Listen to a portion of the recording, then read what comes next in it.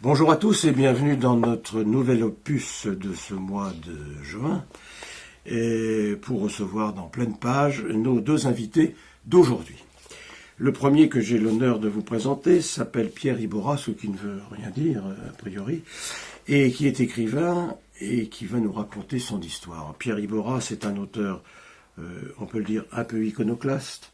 D'ailleurs, l'un de ses livres dont nous allons parler maintenant est préfacé, pas préfacé, mais il y a une citation de monsieur Alphonse Allais, qui n'est pas le premier venu, et qui dit « Les gens qui ne rient jamais ne sont pas des gens sérieux ». On va partir là-dessus, Pierre Iborra. Bienvenue sur TV Sèvres-Mène. Et les gens qui ne rient jamais ne sont pas des gens sérieux. Explication. Je pense que les gens qui ne rient jamais ne sont pas des gens sérieux, c'est vrai, et en plus sont des gens méchants. Ah bon? Ouais, parce que quand on n'est pas capable de rire, on prend tout au pied de la lettre et on ne comprend rien à la vie. Le rire, c'est la chose essentielle, et le rire est très sérieux, à mon avis. Et le rire est le propre de l'homme, comme disait l'autre. Et puis du singe aussi, parce que c'est un animal qui sait rire, oui, malgré tout. Parce qu'il ose faire des choses en public que l'homme n'ose pas. Donc c'est une façon d'être rigolo. Vous voyez ce que je veux dire? Oui, enfin, moi non, mais l'important c'est que les spectateurs voient ce que vous voulez dire. Alors, je vais parler de ce premier livre, le premier que j'ai lu, moi, qui s'appelle « Le pain de mon père ». Évidemment, c'est autobiographique. Absolument, absolument.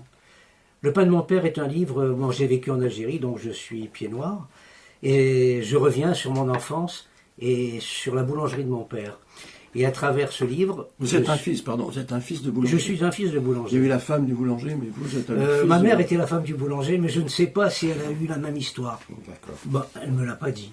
J'espère pour elle qu'on en a eu une ou deux, peut-être. Donc vous êtes viré de l'Algérie. Je suis viré de l'Algérie, à grand coup de pied dans le cul. Mais j'étais content de prendre un coup de pied dans le cul parce que j'avais envie de connaître autre chose, je n'avais pas envie de rester en Algérie. Mais j'étais content d'arriver en France et puis de découvrir cette France à travers sa littérature, ses poètes, ses écrivains, et puis ses forêts malgré tout, parce que nous on vivait dans des pays où il n'y avait pas de rivière. Puis je découvrais tout ce que j'avais vu au cinéma. Dans les films des années 40-50, il y avait des petites routes comme ça, avec des platanes qu'on n'avait pas, nous. On avait des palmiers quelque part. Voilà. Donc je suis arrivé en France et j'étais content d'arriver en France. Et je n'ai jamais regretté de l'avoir quitté, d'avoir quitté l'Algérie. Et vous arrivez en France, et singulièrement, vous arrivez en Vendée. Non. D'abord, je suis arrivé à Marseille, j'ai fait mon service militaire. Oui, comme tout le monde. Et après, oui, voilà. Tous les pieds noirs sont arrivés à Marseille. Moi, mais je repars à Paris, j'ai pris l'avion. Bon, c'est bien. Voilà. Et donc après je suis arrivé en Vendée, et là je me suis intégré dans la Vendée. Et ce qui est bien en Vendée, c'est qu'on était peu nombreux entre pieds noirs. Oui. Donc j'étais obligé de fréquenter les gens du cru, j'avais pas le choix. Puis ma mère me disait même, tu vois, tu t'es intégré dans la Vendée, si tu avais été chez les Esquimaux, tu serais intégré pareil.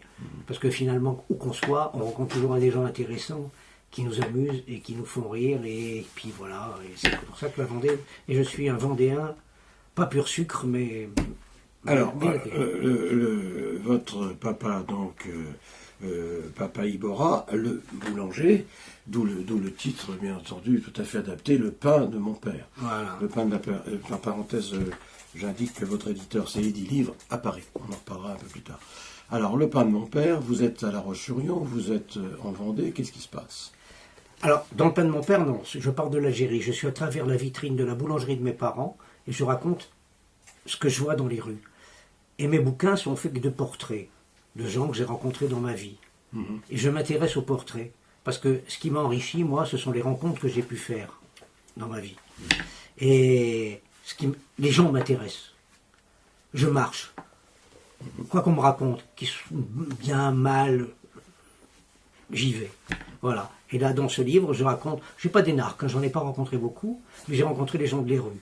Les clients, le broirien, le truand, le curé, et voilà. Et je raconte tout ça, un peu à la Pagnol, d'une certaine manière. En toute simplicité. Non, mais je veux dire dans la manière. Non, j'avais bien compris. Alors, des regrets, un peu de nostalgie de cette Algérie que vous avez vécue à l'époque, non? Des regrets peut-être sur les amis que j'ai eus, mais le pays, non, je ne regrette pas. Non, je ne regrette pas. D'abord, j'écris des livres pour me faire plaisir et pour rire. Je suis, comme disait Carnet. C'est un- Pas Carnet, non, Jean, je le... Ah, oui. Carmet, vous voulez dire. Oui, Carnet. Le- Je suis le badaud de moi-même. Si Ah, mon d'accord. livre m'amuse, il avait fait un livre d'ailleurs qui s'appelait comme ça. Si ce que je raconte m'amuse en premier, je suis le premier spectateur de moi-même. Si je me relis, ça me plaît, je pars. Voilà. Mes bouquins sont faits comme ça. D'abord, je veux amuser. Si j'amuse pas, ça m'intéresse pas. Alors, vous êtes quand même intégré petit à petit en Vendée, et vous y êtes toujours, puisque vous appartenez à cette brillante association qui sont les écrivains de Vendée, que des gens de talent. Absolument. Hein. Alors, qu'est-ce que vous faites dans ces écrivains de Vendée, à part écrire de temps en temps des bouquins? On va parler de deux autres. Eh bien, c'est comme dans toute société, dans toute association humaine, il y a des gens vers qui on va, et d'autres qu'on salue, et puis voilà. Mais de toute façon, on a une inclinaison dans la vie. Hein. Il y a un truc qui m'a toujours amusé, c'est quand on dit « Oui, mon fils a mal tourné parce qu'il a subi l'influence d'un tel ou il a subi l'influence d'un tel. » Non, c'est pas vrai. On est, et on va vers ce que les autres, qu'on retrouve. Moi, quand j'allais à l'école, j'étais un fumiste, j'allais toujours vers ceux qui étaient un peu comme moi, et non pas vers le premier de la classe, parce que je savais que j'allais m'emmerder. Oui. Voilà. L'iconoclaste, le branleur, un peu. J'étais un branleur. Provocateur, un peu sur les bords aussi, Un peut-être. peu, ouais, mais bon, un un petit provocateur gentil. Bon. On va parler un petit peu de votre séjour en Vendée, puisque maintenant vous êtes du côté de La Rochelle, si j'ai bien compris. Voilà, Vous faites beaucoup de voyages. voilà. Je me déplace à travers la France. Alors, en Vendée, vous avez commis également un ouvrage intéressant, où cette fois, là, vous parlez un peu de votre adolescence. Vous étiez Ouais. adolescent en Vendée, on peut dire ça. Ouais, comme ouais, ça. voilà, voilà. Voilà. Alors, qu'est-ce qui se passe à La Roche-sur-Yon? Ben, j'arrive à La Roche-sur-Yon, et puis on se retrouve à peu près 150 pieds noirs. Arrivant là, c'était des fils de fonctionnaires, gardiens de prison, travaillent aux impôts à la préfecture. Oui. Et on les a parqués dans une HLM. Bah, Voilà. Où vouliez-vous qu'on vous mette? Eh ben exactement. On n'avait pas. Et puis, on s'est trouvé bien dans une HLM parce qu'on avait un 5 pièces, salle de bain. Oui. Je fais partie de la génération. On s'est lavé dans des cuvettes. Hein. Maintenant, tout le monde a oublié ça, mais on s'est lavé dans des cuvettes. On s'est lavé une fois par semaine. On allait au bain-douche. Et on est arrivé. On avait on était heureux. Et on s'est retrouvés entre nous, les pieds noirs. Et juste à côté, dans le même immeuble, des Vendéens. Et finalement, on s'est synthétisé en somme, quoi. Et Vous avez été bien intégré tout de suite? oui, bon, on nous a ça a regardé, pris c'est du temps. normal, on ne nous attendait pas. Non. Mais il fallait se démontrer, la vie c'est ça. Hein. Alors, dans cette ville de La Roche-sur-Yon, il y avait une rue particulièrement, je crois que c'est au Sable d'Olonne, d'ailleurs, autant pour moi, qui vous a particulièrement inspiré. Ah, mais ça c'est dans un autre livre, ça. Oui, c'est ce que je dis, C'est au oui. cadre de la rue rapide. Voilà. Donc, j'avais une jeune fille que j'avais connue, une amie, enfin, que Oui. j'aimais beaucoup parce qu'elle était comme moi. Un peu iconoclaste, rigolote, qui me faisait rire. Voilà. Mais c'était qu'une amie comme ça, que j'avais aimé.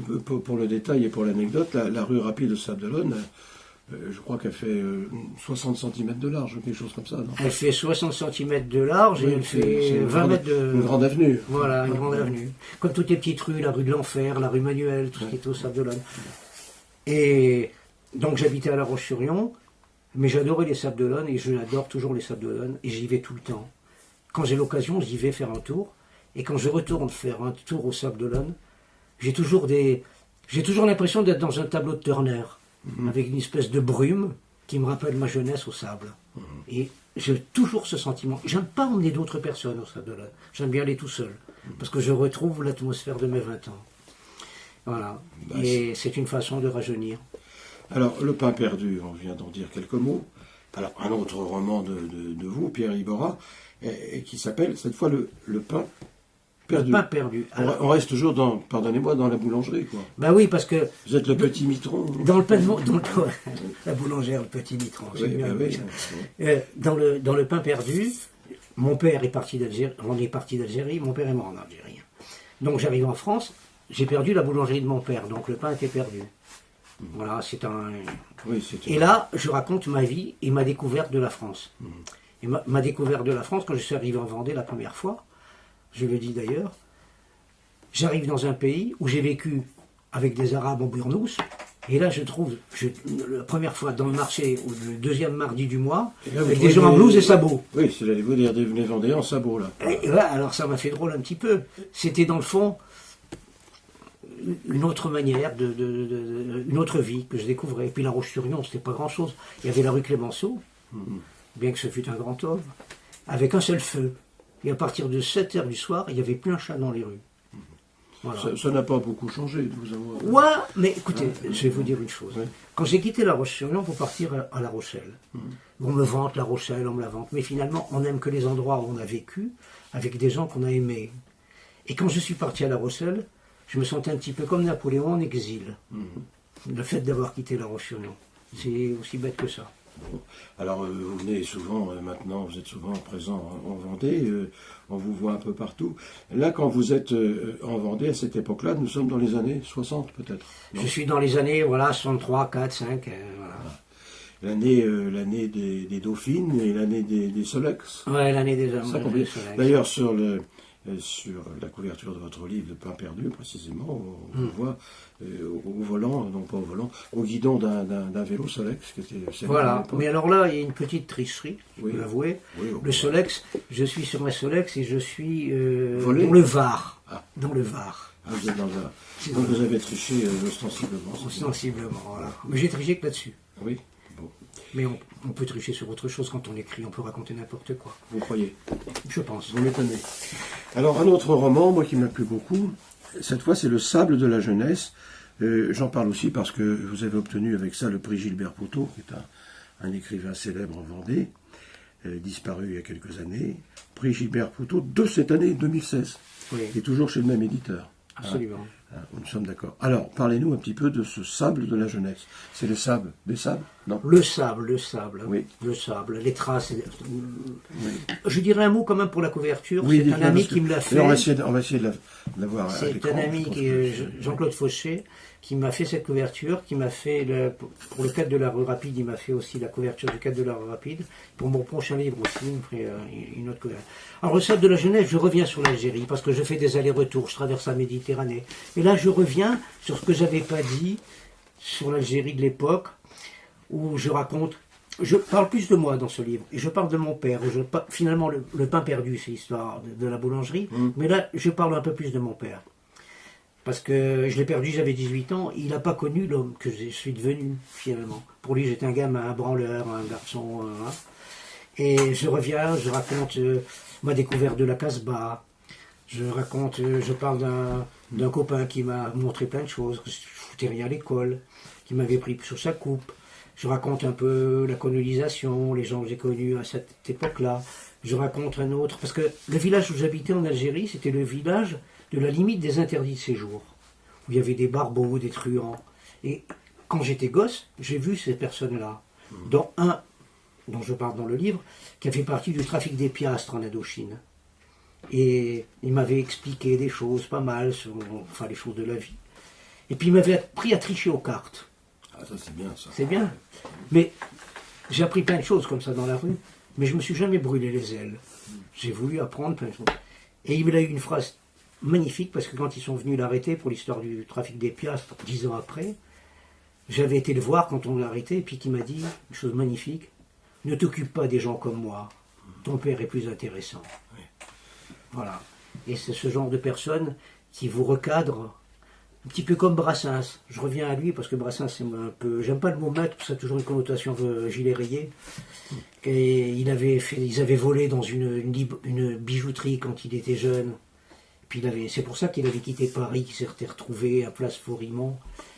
Et après les 3-4 jours qu'il a passé en tôle, quand il est arrivé, son père lui a dit: t'as faim, toi. Il n'a pas engueulé. Il a dit: mon père m'a réconcilié avec les choses, il m'a donné une leçon finalement en me disant ces choses-là. Il a d'ailleurs, je crois, vous m'arrêtez si je me trompe, Brassens écrit une chanson sur ce sujet-là, Oui, qui doit s'appeler Les 4 bacheliers. les 4 bacheliers, Je ne absolument. me trompe pas. C'est ça, absolument. Ben, ça me fait Je vois que vous plaisir. êtes un exégète de Brassens. Oui, non, je ne sais pas si je suis exégète, mais bon, voilà. Alors, Le Sable de la jeunesse, on trouve évidemment ce livre dans toutes les librairies, toujours le même éditeur. Comment vous avez fait pour trouver cet éditeur-là? Celui-là ou un autre, mais comment on fait quand, Voilà, quand on veut écrire un livre pour se faire éditer? j'ai envoyé à 2-3 éditeurs, celui-là me l'a pris. Oui. Et puis c'est tout, je suis resté là, puisqu'il me le prenait. Maintenant, j'ai eu une touche pour un autre éditeur, pour le prochain. Alors peut-être que je vais être infidèle, mais l'infidélité, c'est quoi finalement? La fidélité, c'est quand on fout le camp. Si le nouvel éditeur ne me prend pas, je reviendrai à celui-là, donc je serai fidèle. La fidélité, c'est quand on revient, Oui. je crois. Il en est pareil pour les dames, je suppose, dans votre esprit. Absolument, absolument. Je crois, enfin, je sais pas, moi j'ai pas une expérience comme ça, mais j'ai beaucoup lu. Un projet? Un autre? Oui, j'ai écrit un livre qui s'appelle Le coureur d'infortune, qui est écrit, donc c'est peut-être celui-là qui sortira. C'est un roman à clé. Alors je vous dis juste un petit truc sur ce livre. Je suis dans un salon du livre, en Vendée. Je m'emmerde comme un rat mort. Oui, comme j'ai toi. pas vendu un livre. Oui. Et à 6 heures, il y a un monsieur qui s'arrête et qui prend un livre, 2 livres, 3 livres, et puis il me dit, je vois que vous avez écrit sur l'Algérie, ça m'intéresse. J'ai vécu en Algérie, mais dans une autre vie. Et il m'achète mes 3 livres, il me demande une dédicace, et il me demande de lui laisser mon numéro de téléphone, je vous rappellerai. 3 mois après, il me rappelle, il me convoque pour me parler de mes livres. Et il me dit, voilà, je me suis essayé dans l'écriture, je suis incapable d'écrire, j'ai une vie singulière, je voudrais vous prendre comme nègre. Et donc je fais ce livre sur l'histoire de la vie de cet homme, mais le livre que j'écris sur cet homme n'est pas son livre, c'est les coulisses de ce livre, comment je le construis à travers les histoires qu'il me raconte. Voilà. C'est une bonne idée, c'est un bon scénario. Voilà. C'est-à-dire que le livre que j'écris, c'est ce qu'il me raconte, je le critique, je le démonte, enfin bref, et je raconte en même temps son histoire. Et moi je suis là-dedans, partie prenante, et je mélange tout. C'est une fiction, il y a du vrai et du faux, comme dans toutes les fictions. Alors, je voudrais revenir un instant sur votre jeunesse là-bas, de là-bas, comme on dit, hein, Ouais. voilà, en Algérie, par conséquent. Et vous n'avez pas de regrets, ça vous venez de nous le dire. Et quand vous étiez là-bas, pendant ces événements, c'est aussi comme ça qu'on appelait ça, Ouais. pendant les événements, vous avez pris parti, vous avez, non, pas Non. du tout, milité, comme beaucoup de... Non, j'ai absolument été ni dans l'OS, ni d'une façon ni d'une autre. Non. Je voyais, j'avais des copains qui étaient dans l'OS. Bah, quand on côtoie les hommes et qu'on est dans la rue, on côtoie de tout. Et il y a des gens bien partout. Bah, certains se sont... Tout le monde n'a pas une culture politique. Quand De Gaulle est arrivé et qu'il leur a dit l'Algérie française, je vous ai compris, bah, ils sont partis, ils se sont fait embarquer. Ils avaient oublié peut-être que De Gaulle, en 42-43, avait fait un discours où il avait dit parler de l'indépendance des peuples. Après, il a fait un autre discours, c'était à Brazzaville, ça. Après, il a fait une tournée des popotes dans le Pacifique où il a parlé encore de l'indépendance. Et je pense que quand De Gaulle est arrivé en 58, il avait été poussé par des ultras qui voulaient reprendre le pouvoir. Je pense qu'il était sincère au départ. Il pensait qu'on pouvait peut-être faire de la... Je sais pas, je suis pas dans sa tête. Et puis il s'est rendu compte qu'il pouvait pas. Et puis ça aurait été impossible. Parce qu'il aurait fallu faire une société multiraciale et on était incapable de faire une société multiraciale. La preuve, c'est qu'en France, on a des problèmes avec les musulmans. Comment on aurait fait si on avait gardé l'Algérie française avec 10 millions de musulmans à l'époque? Si on l'avait conservé vraiment, on aurait 40 millions de musulmans. Et comment on aurait fait? C'est la question qu'il faut se poser. Mais, simplement, c'est une constatation tout à fait factuelle. Oui, je vous posais cette question-là, parce que j'ai remarqué que dans tous vos ouvrages, il n'en est jamais question. Non, dans aucun de mes livres, cet aspect de votre vie, voilà. Dans aucune de mes questions, comme je dis, l'Algérie me sert de décor, parce que je suis né en Algérie. Si j'étais né en Italie ou ailleurs, c'était les pays dans lesquels j'ai vécu qui m'auraient servi de décor. C'est tout. Mais l'Algérie était un beau pays, on avait les sols. Puis de toute façon, l'Algérie, sur sa côte, c'était ni plus ni moins que la France, avec sa place, son kiosque, ses fêtes de village. Et nous, on s'en rendait pas compte. Et même moi, dans la guerre d'Algérie, je m'en rendais pas trop compte parce que les choses se passaient. Et vous étiez très jeune. J'étais jeune, voilà. Très jeune à l'époque. J'allais au cinéma, je regardais les filles. Voilà. Toujours un petit peu, non? Les filles en Vendée, pas trop. Je regarde, j'ai toujours un... Mais maintenant, en vieillissant, je suis comme quand on va dans les souks et qu'on dit plaisir des yeux. C'est le plaisir des yeux. Eh oui, c'est l'état civil qui veut ça. Merci Pierre Iborra. Le titre de votre dernier ouvrage? Du prochain. Du prochain? Le coureur d'infortune. Oui, vous m'avez dit, le courant d'infortune. Voilà. C'est un peu abscons, non? Abscon, pourquoi? Non, je sais pas. Non, parce que c'est un monsieur qui a une vie tout à fait particulière et chaque fois qu'il est... C'est un roman à clé. Oui. Chaque fois qu'il est arrivé un truc qui n'allait pas. Donc lui-même, à un moment donné, pour justifier mon titre, il dit « J'étais un coureur d'infortune ». Ah d'accord, très bien. Voilà. Donc c'est une reprise. Alors, Pierre Iborra, par conséquent, écrivain de Vendée, puisqu'il appartient à cette association célèbre, en tout cas par son nombre, hein, parce qu'il y a beaucoup de gens qui sont adhérents à cette association, Pierre Iborra, Le pain perdu, Le pain de mon père, le roman d'un rapatrié d'Algérie, mais qui n'en parle pas beaucoup, Le sable de la jeunesse, et puis le prochain, Le coureur d'infortune, tout ça aux éditions Édilivre de Paris. Merci Pierre Iborra. Merci. Et à votre prochain ouvrage. On ne manquera pas de vous revoir. Merci. Merci. Voilà, et notre second invité pour ce numéro de Pleine Page, eh bien, nous avons une transition toute